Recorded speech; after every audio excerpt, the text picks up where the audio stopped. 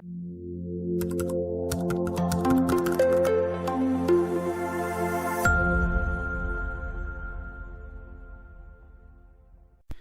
this video, we're going to continue our discussion of simulation with a game of chance, a dice game called craps that you'll find played in casinos around the world. Now, the basic rules of the game are as follows. We're going to start by rolling two six-sided dice with the values 1 through 6 on the different faces. We're going to calculate the sum of the two upward faces of the dice, and if that sum is 7 or 11 on the first roll, the player wins. If the sum is 2, 3, or 12 on the first roll, the player loses. And if the sum is any of the other possible totals, that is known as your point. And in order to win going forward, you have to keep rolling the dice and you must make your point, which is actually where that expression comes from. So if you roll your point before you roll a 7 on the second and subsequent rolls of the dice, then you win. If you roll a 7 before rolling your point, you lose.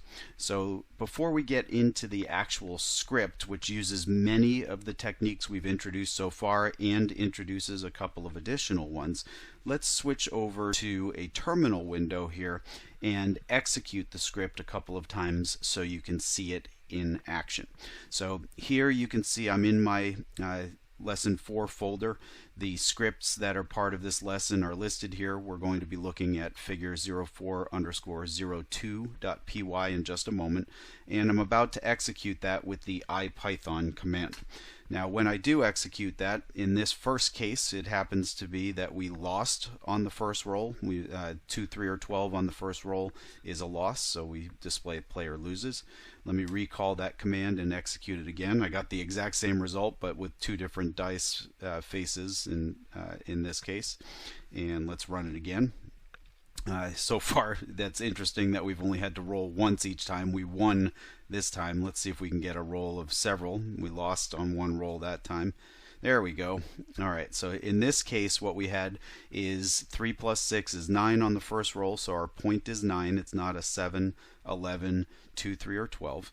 And then we had a whole bunch of rolls before we eventually rolled a 7 before rolling a 9, so we lost in that case. Let's see if we can get a win after a couple of rolls.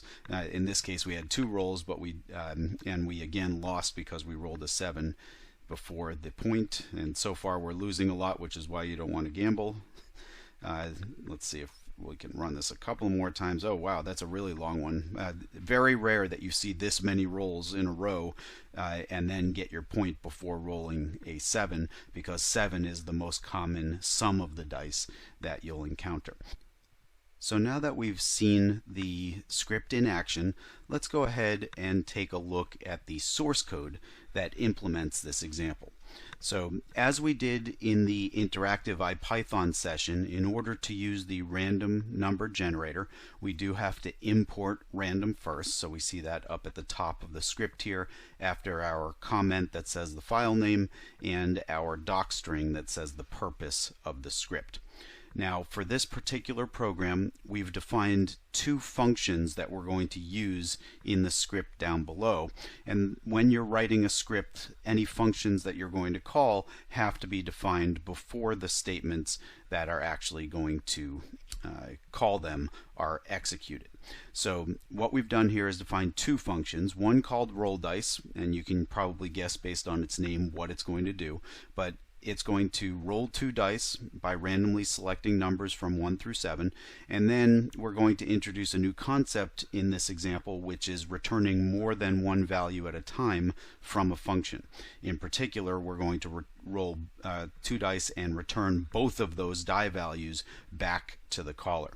We also have a display dice function, which is going to receive what is known as a tuple containing the 2 dice, and we'll talk more about tuples in just a moment, and it is going to pick apart the 2 die values and display the contents. So again, I'm just giving a kind of summary of the script first, and then we'll go ahead and look at the details. The actual logic of the application starts here at line 16, where we're going to roll the dice, display their values, calculate their sum, and then work through whether we won, lost, or need to continue rolling.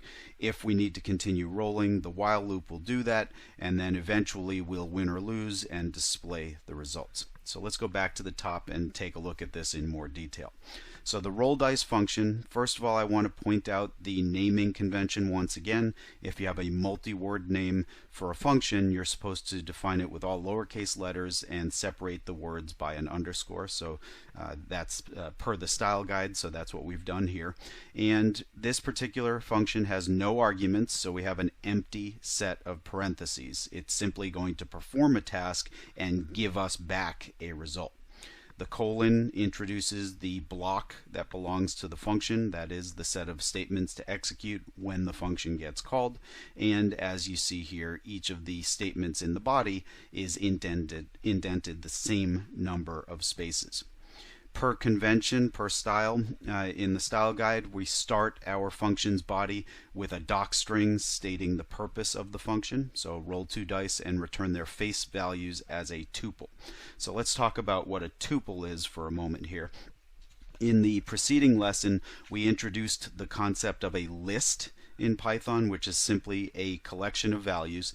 As you'll see in lesson 5, a list is actually a modifiable entity, meaning it can grow and shrink by adding and removing elements, and you can change the values of individual elements within a list as well.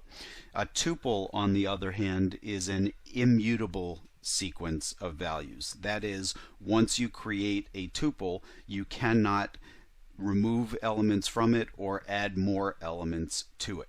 So it's a great way to basically group together some related data so that you can pass it around in a Python program.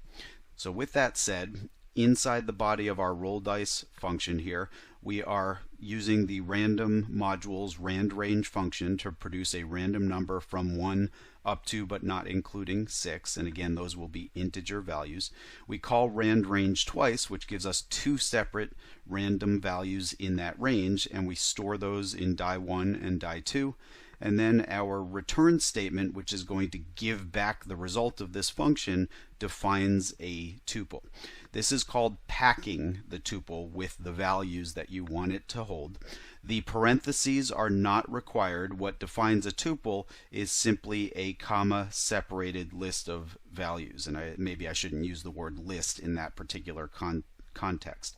I always tend to use parentheses for readability, and many programmers do, and there are a couple of cases syntactically in Python where those parentheses are required, and if you don't use them you would wind up with a syntax error. So I just got in the habit of always including parentheses for the tuples that I was defining. So that's how we're going to return more than one item at a time. In reality, the one item we are returning is a tuple that contains 2 values, and so in reality every function still returns 1 value, but you can pack together a bunch of items and return them from a function as shown here. You can also do that, by the way, with other data structures like the list data structure that we talked about in the preceding lesson. Now our display dice function is going to take as its argument what we are calling dice, and as you're about to see, dice is going to be the tuple that we return from roll dice. So we're going to receive that as one item, one object, if you will. And then, as you can see, this function's job is to display one roll of the 2 dice. And this is the key statement in the display dice function. This is called unpacking the tuple. So dice is going to be the tuple containing the 2 die values, and when you assign a tuple to a comma delimited list of variable names, it unpacks each of the values. And there is a requirement here that the number of variables on the left side of the equal sign must match up with the number of elements in the tuple. So because we know that we're packing the tuple representing the dice with 2 values, we know we must use 2 separate variables on the left side of the assignment to unpack the 2 dice. And once we've done that, we're using a format string here to display what the player rolled. So we insert the value of die 1 and we insert the value of die 2, and then we use that sum function that we introduced in the preceding lesson, which is built into Python, to say here's a sequence that contains a couple of integers. It's called dice, it's the argument that we received. Walk through that sequence and add up the values. So rather than us calculating die 1 plus die 2, we're just using the built-in function sum to do that for us. So now that we've defined these 2 functions, we can start to take a look at the logic of the program. So the first thing we need to do when we're playing the game is to roll the dice, and as you can see here, we call roll dice. Now up above, we just saw that roll dice returns a tuple containing 2 die values, and as you can see here, we're storing that into a variable called die values. So if we were doing this in command line interactive mode with IPython, we could go ahead and check the type of die values here and immediately see that it's in fact a tuple. We could certainly do that here in the script as well, but it's not interactive, so we wouldn't see the results as I type the code here. That's why I'm just telling you about it at the moment. So die values we then want to display so we can see what we rolled on that initial roll of the dice. So we take that tuple and pass it off to die values. Then we calculate the sum of the dice here by calling the built-in sum function once again. And now we can check to see whether we won the game, lost the game, or need to continue rolling. So we have a couple of new features that we're presenting to you in this example, one of which was this concept of a tuple. Another is the in operator. The in operator takes the value on the left side of the operator and checks whether it's inside the sequence on the right side of the operator. And once again, we're using a tuple here. So we have a tuple containing the values that allow you to win on the first roll, 7 and 11. If the sum of the dice is in this tuple, then we know we won the game. So if the sum of the dice is 7 or 11, then we're going to set game status to this string 1 to indicate that we won the game. Otherwise, if the sum of the dice is in the tuple 2, 3, or 12, then we know we lost the game. So if this condition is true, we're going to set game status to lost. And for all other sums of the dice, we're going to set our game status variable to continue, indicating that we need to keep rolling the dice. And we're going to create a variable called myPoint, in which we're going to store the sum of the dice. Now, for those of you who are coming from other programming languages into Python, as you look at this, you see we're defining a variable called game status in the different suites of the if, elif, else statement. We're also defining myPoint in the else part. In a C-based language like C, C++, Java, C#, when you define variables in the block of an if, the else if, or elif, depending on what language you're looking at, or else in those other languages, that variable would be known only within that block of code. That is not the case in Python.